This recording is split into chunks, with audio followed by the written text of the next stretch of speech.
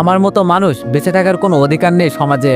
আজকে আমার সামনে আমার মাকে থানা থেকে লাথি দিয়ে বের করে দেওয়া হয়েছে। আমি সব দেখতেছি কিন্তু কিছু বলতে পারছি না। থানার ভিতরে 5 জন মিলে আমাকে উল্টো করে লাঠিচার্জ করছে, তাও আবার উলঙ্গ করে। আসলেই ভাই, গরিবের কোনো দুনিয়া নাই। আমাদের পরিবার বলতে আমার মা আর ছোট বোন, একটা মাত্র বোন। বোনের বয়স মাত্র 8 বছর। এত কিছু বোঝে না। বোনের বয়স যখন 4 মাস তখন বাবা মারা যায়, আর তখন থেকে সংসারের হাল আমি ধরি। এই একটা দোকানে কাজ করি আর থাকি বস্তিতে। এর জন্যই আমি মাকে সবসময় বলি, আম্মু, গরিবের কোনো জীবন আছে? আর আম্মু তখন আমাকে একটা কথাই উত্তর দেয়, মানুষ ছোট থেকে বড় হয়, বড় থেকে কখনো ছোট হয় দেখছোস? আমারও অনেক আশা আছে তোকে নিয়ে, অনেক বড় কিছু করবি। ভালো কোনো ভার্সিটিতে চান্স পেতাম, কিন্তু টাকার কারণে পরীক্ষা দিতে পারি নাই।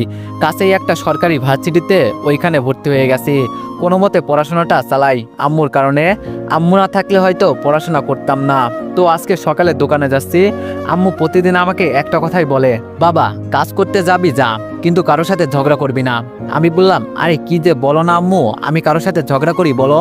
আম্মু বলল, তাও বাবা, এই শহরের মানুষগুলো ভালো না। আমি বললাম, জানি আম্মু, তোমাকে বলতে হবে না। মিলি কই, আমার ছোট বোন? আম্মু বলল, ঘরে বসে দেখ কি করছে, যত জিনিসপত্র আছে সব উল্টো করছে, আর কি করবে? আমি বললাম, থাক, ছোট মানুষ করতে দাও।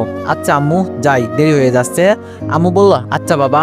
কিছু দূর আসতেই একটা মেয়ে বলল, স্যার, ওই লাল শার্ট পরা ছেলে আছে না, ওর মতোই দেখতে। আর বলতে হবে না মা, তুমি চলে যাও, আমি নিশ্চিত ওই হবে। দেখো ওকে কেমন উচিত শিক্ষা দিই। মনে মনে চিন্তা করছি, লাল শার্ট পরা তো এখানে আমি ছাড়া কেউ নেই, তাহলে কি আমাকেই বলছে? পিছনে তাকিয়ে দেখি আমাদের থানার ওসি। আমার খুব ভয় হতে লাগলো। ওসি বলল, এই ছেলে, এইদিকে আসো। আমি ভয়ে ভয়ে ওদের কাছে হেঁটে গেলাম। আমি বললাম, জি স্যার, কিছু বলবেন? এক কনস্টেবল বলল, স্যার, যারা করে তারা এই ছেলের মতোই ভালো সাজে, আপনি তাকে চিনতেই পারবেন না। আমি বললাম, কি বলছেন? মানে? ওসি বলল, কালকে তুই কইছিলি। আমি বললাম, জি, কেন? আমি আমার বাড়িতে। ওসি বলল, এখন কোথায় যাচ্ছ? আমি বললাম, কাজ করতে। ওসি বলল, কি কাজ করো? আমি বললাম, জি, দোকানে কাজ করি। ওসি বলল, কালকে যাও নাই কেন? আমি বললাম, জি, কালকে অসুস্থ ছিলাম স্যার, এই জন্য যাই নাই। পাশে থাকা ছেলেটা বলল, বেশ স্যার, সব প্রমাণ হয়ে গেছে। আর কে করবে? ছেলেটাই মেয়েটাকে করেছে, আর মেয়েটা তো নিজেই দেখিয়ে দিয়ে গেছে। আমি বললাম, কি বলছেন আপনারা এইসব? মাথা খারাপ? আমি আবার কাকে করব? জীবনে কোনো মেয়েকে ছুঁয়ে পর্যন্ত দেখি নাই। ওসি বলল, যারা করে তারা ঠিক তোর মতোই কথা বলে। ওই, একে গাড়িতে তোল, এভাবে স্বীকার করবে না। আমি বললাম, স্যার, আমার কথাটা তো একটু শুনবেন। ওসি বলল, আচ্ছা তাহলে এখন স্বীকার করে ফেল যে কালকে মেয়েটাকে তুই করছস, তাহলে শাস্তি কম দেওয়ার চেষ্টা করব। আমি বললাম, বলছি তো আমি কিছুই করি নাই। একটু পর পর কি বলছেন আর কাকে করব আমি? ওসি বলল, তোর সাহস তো কম নয়। এক তো আমার কথার উত্তর দিচ্ছিস না, আবার আমার মুখে মুখে কথা বলছিস। এই, একে জেলে ভরে লাঠিচার্জ করে সব বের কর। আপনাকে বলতে হবে না, দেখেন সব কিভাবে স্বীকার করে। আমি বললাম, প্লিজ স্যার, আমার কথাটা তো একটু শুনুন। কেউ আমার কোনো কথা শোনে না। হাজতে ভরে 5 জন মিলে আমাকে লাঠিচার্জ করছে। দেখো, এখনো সময় আছে, বলে ফেল যে মেয়েটাকে কিভাবে করলি। আমি বললাম, বলছি তো আমি মেয়েটাকেই চিনি না, আবার করবো কিভাবে? ও তাই নাকি? তোরে তো একটু জোরে বললো। স্যার, ও মুখ থেকে কোনো কথাই বের করছে না। ওসি বলল, উল্টা করে উলঙ্গ করে পিটাও, তাহলে সব বলে দিবে। আমাকেও তাই করছে, শুধু চিৎকার করছি, আর কিছু বলতে পারছি না।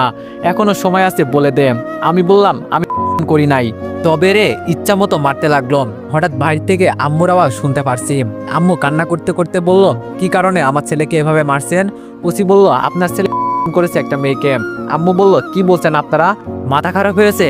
আমার ছেলে মোটেই এমনটা করতে পারে না। ওসি বলল, ও তাই নাকি?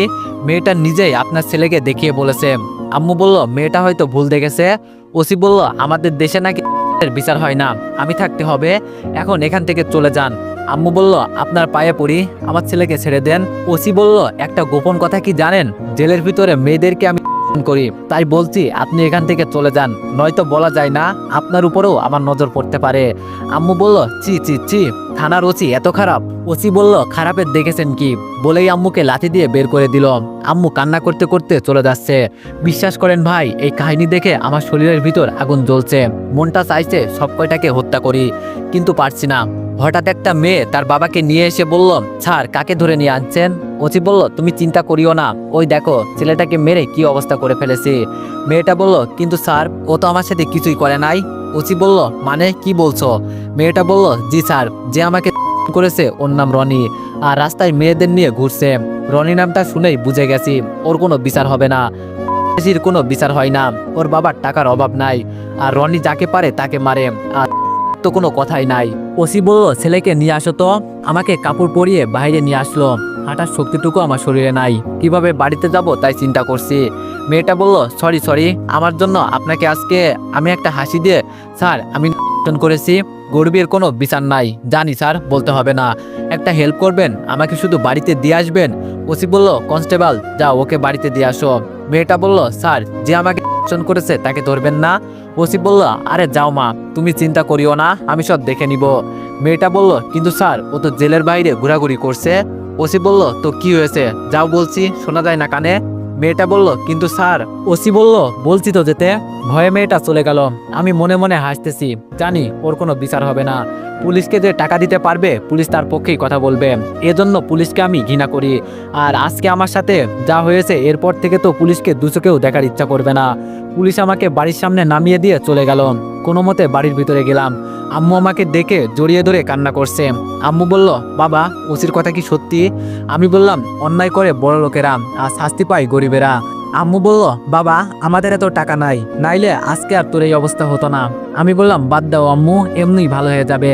আর যেই মেয়েটা হয়েছে ছেলেটা ছিল রনি। আম্মু বলল ওদের তো কোনো বিচার হবে না, রনিকে সবাই চিনে। আমি বললাম কেন, আমাকেই তো মারছে, ওর আবার কি করবে? মিলি বলল ভাইয়া তোমার কি হয়েছে? আমি বললাম না রে বোন, কিছু হয় নাই, এই তো রাস্তা দিয়ে হাঁটতে গিয়ে পড়ে গেছি। মিলি বলল দেখে শুনে হাঁটবা না তুমি, বোকা ছেলে। আমি বললাম লক্ষ্মী বোন আমার। আম্মু বলল এখানে শুয়ে থাক কিছুক্ষণ, তাহলে ভালো লাগবে। আমি বললাম আচ্ছা আম্মু। আম্মু চলে যাওয়ার পর আমার গার্লফ্রেন্ডকে কল দিলাম।